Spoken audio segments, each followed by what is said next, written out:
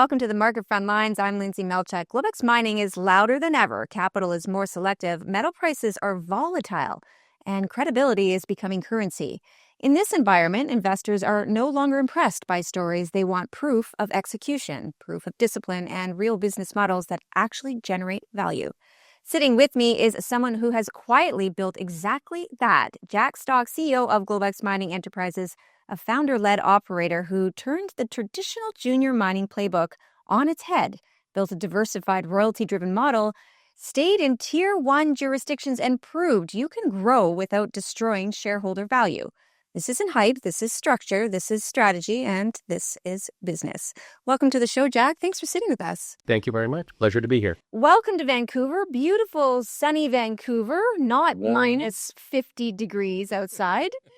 I'm going to jump right in here. Now, Jack, metal prices, they're swinging and sentiment changes weekly. However, you've stayed disciplined through every cycle. So when you look at this market right now, where do you see real opportunity versus noise that investors are still blindly going through? I think there's potential, quite honestly, everywhere.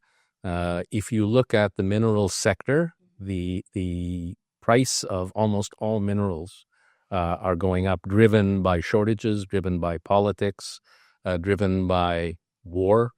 And I think that if you invest in serious companies with serious assets, I don't think you can go wrong unless something really, really major occurs, like a depression. And some people are calling for that. I don't believe that we're going to see that.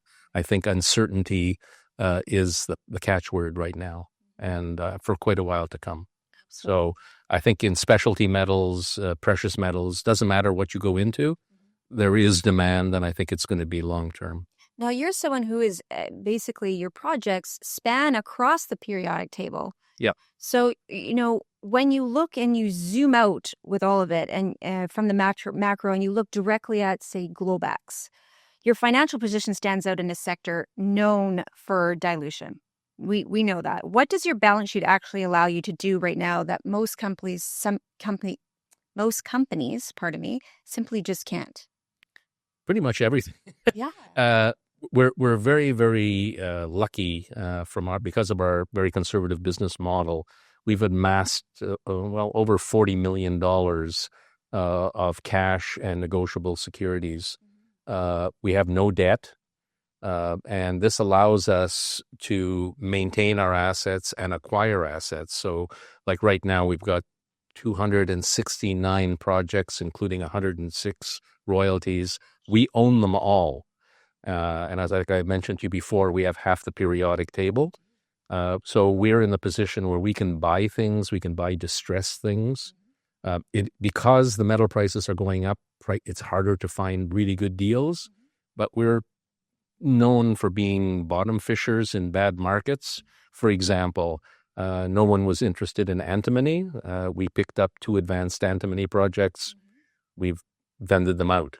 And we're making money on a yearly basis from the projects, cash, shares, and other people do the work. And our business model is to acquire things inexpensively, and then we upgrade them through either intellectual input or through physical work on the ground. And then other companies come and pay us to try to earn an interest in our properties. So the typical deal would be, say, a 4-year deal where they give us cash, they give us shares in their company, and they take on the risk of work. And then and the dilution that comes with those practices of the work and issuing shares and so on. And then if they're successful, then we end up with something which we invented, which is called a gross overriding royalty, which means that we get a percentage of the metal that is produced that comes off the line. So, for example, if we have a 3% gross on a gold deposit that goes into production, we get 3% of the final gold produced, nothing taken off, no treatment charges, no transport, no administration, no insurance, nothing, right off the end.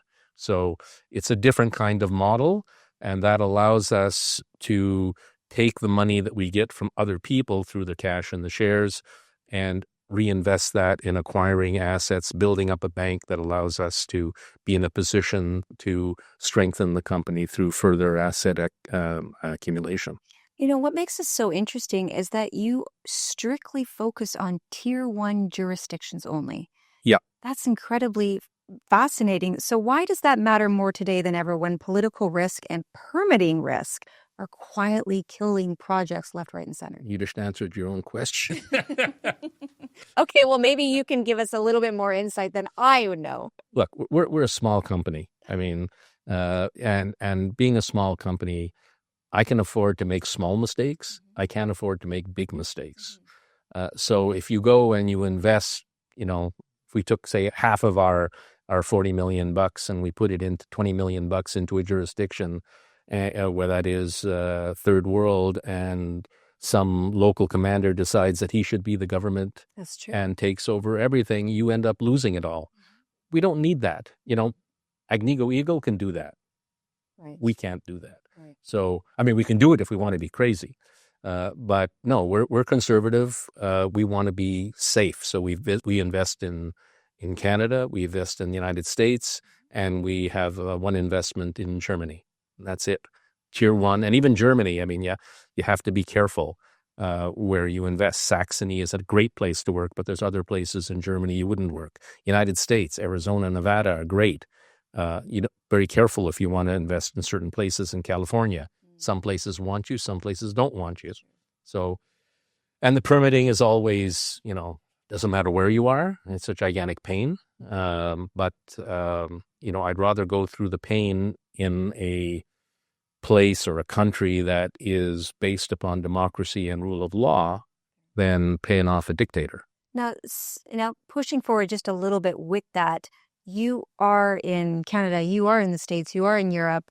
Are you seeing, even from the permitting side or the interest in moving that resource industry forward, are you seeing it ease more for permitting? Are you seeing it harder? Is it staying the same with all the experience that you have?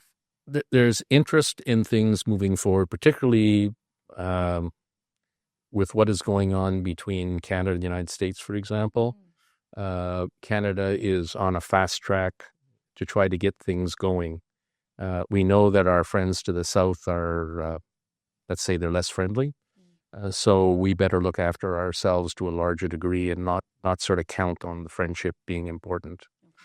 So the government has decided that they're willing to fast track larger projects, smaller projects. Local governments and provincial governments in Canada, for example, are much more open to trying to be realistic. Even environmental groups, excuse the language, but they're trying to parse out the bullshit and deal with real facts. Fair enough. And that is a very positive move, I think, across the board. And you're seeing that. I mean, there's always fringe no matter what you do.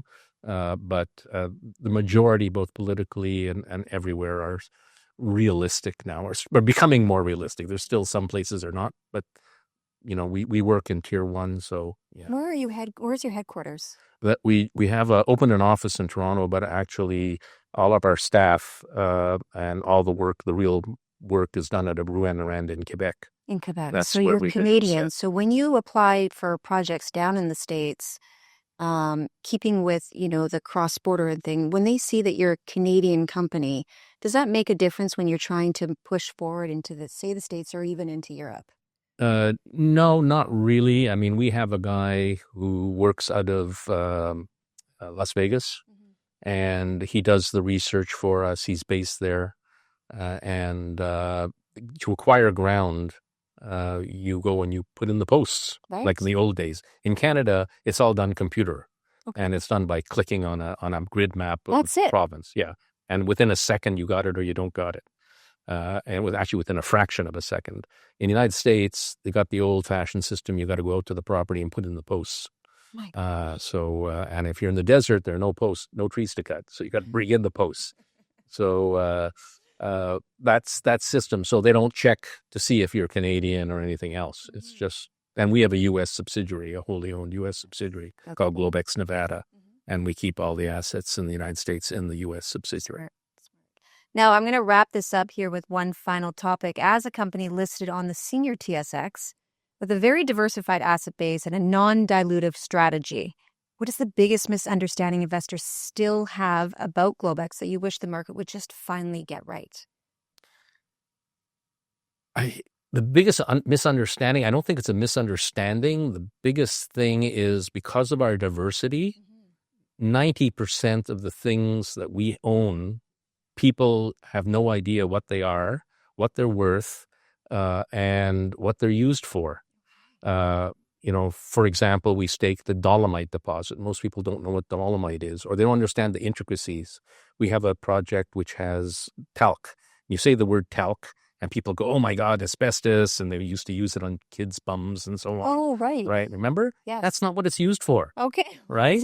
And there's all kinds of grades of talc. There's dark talc, which is used in rubber tires. Okay. And then there's high purity talc, which comes from China, which is used in the plastics industry.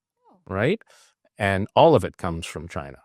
So we have a world-class deposit in Ontario, good for probably 200-300 years, and we get no value on it. We've done all the metallurgy, the drilling. We got the resource, and we got the reserve.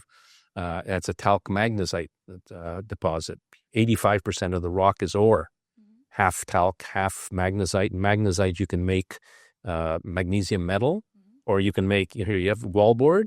Wallboard is made with gypsum. Oh, yes. Yeah, yes. But you can make it with magnesium oxide. Magnesium oxide is much more rigid. It's much more fireproof. And the best thing about it, it doesn't absorb water. So if you have gypsum wallboard in your bathroom or in the basement, you get black mold growing on it because it'll absorb water. Black mold is, it's dangerous. Very dangerous. Yeah. If you do it with magnesium oxide, it won't grow on it because the wallboard doesn't absorb water. So you have to get people to realize, okay, here's a tremendous opportunity, and there are plants being built to make wallboard out of magnesium oxide. But it's a learning process. Right. The same as like our scandium or dolomite or silica. We have a half a dozen high-grade silica deposits. People don't know what silica is used for. All the different uses and smelters and glass making, just tons of different things. So it's the knowledge base. We have to get on our shoulders to get the message across, but the number of different things that we have make it difficult for people to really understand the incredible value that we have in the company. And also the fact that we're bottom fishers. So, like, for example, a dolomite, which is used in a number of things, including the steel industry, like, because we're bottom fishers, we pick up things like we picked up 24 million tons on the literally on the north shore of the St. Lawrence River, walking distance to the loading docks for $650. Oh my God. So people look at it and go like, well, if they paid $656 to get it, it's worth nothing. You're wrong. It's worth $1 million, And that's what we do here at the Market Frontlines. We don't just get to sit with experts. We also give you a science lesson. You're welcome. Well, thank you so much for sitting with us. This has been fascinating, and definitely come back because I definitely need some more science lessons too. Anytime. My pleasure. Again, that was Jack Stoch, CEO of Globex Mining Enterprises, trading on the TSX under GMX and on the Frankfurt Exchange under G1MN. You can find more of their story at globexmining.com. This is not speculation, folks. This is structure. This is discipline. This is a business model that actually works. And that's exactly what the Market Frontlines is about. I'm Lindsay Melchick with Abaton Media. Stay tuned for more to come.